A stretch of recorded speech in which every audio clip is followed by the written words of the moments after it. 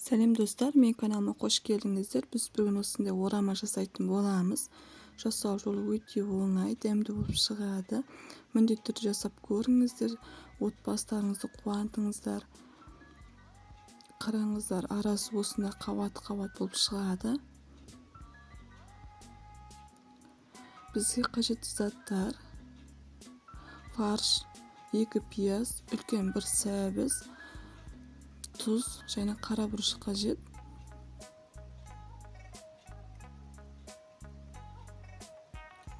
Ең алдымен пиязымызды кубиктап турап аламыз.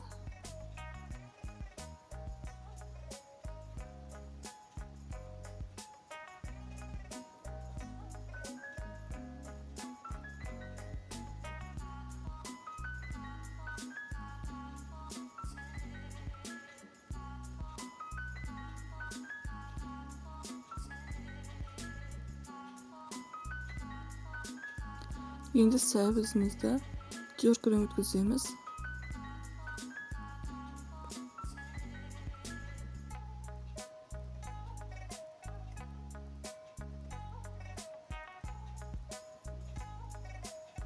Енді тұз, қара бұрыш саламыз. Және малды майын салса да дәмі күшті болады. Енді жақсылап араластырамыз. Біздің фаршымыз дайын. Енді қамырын илейміз. Ұнымызға 1 қасық тұз саламыз. Бұрышты жұмыртқа және жылы сумен қамырымызды илейміз.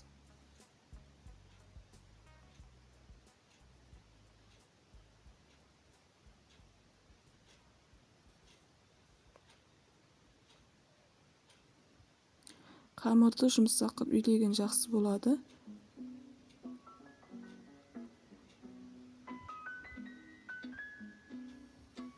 Біздің қамырымыз дайын. 5 минутқа бетін жауып қалдырамыз. Енді 3 бөлікке бөліп суалап аламыз.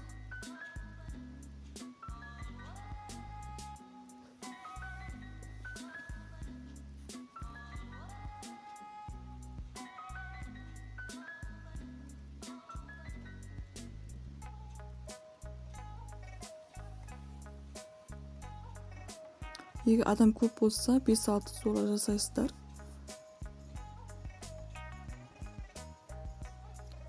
Енді қамырымызды жаямыз. Өте жұқа болу қажет.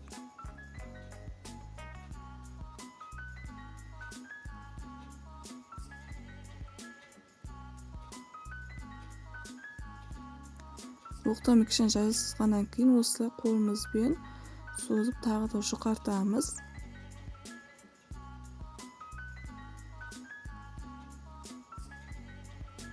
Бұдан да жұқа болса тіпті күшті болады.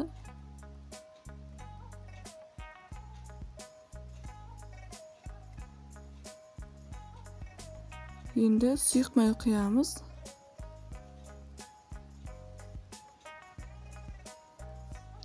Толықтай барлық жеріне жағып шығамыз. Енді фаршымыз саламыз.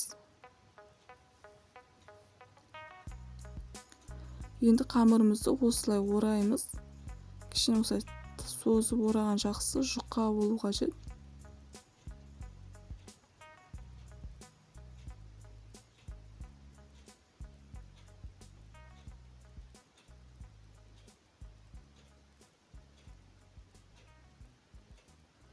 Енді бетіне сұйық май жағамыз.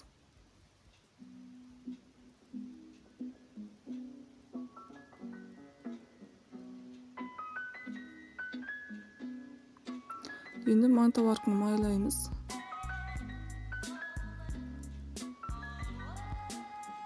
Отыз 5 минут пісіріп аласыздар. Осымен біздің орамамыз дайын. Осылай кесіп, бетіне қызыл бұрыш сепсе де болады. Өздерің қалауларың бойынша. Ұнаса мен каналыма тіркеліңіздер. Сендермен болған Жанат.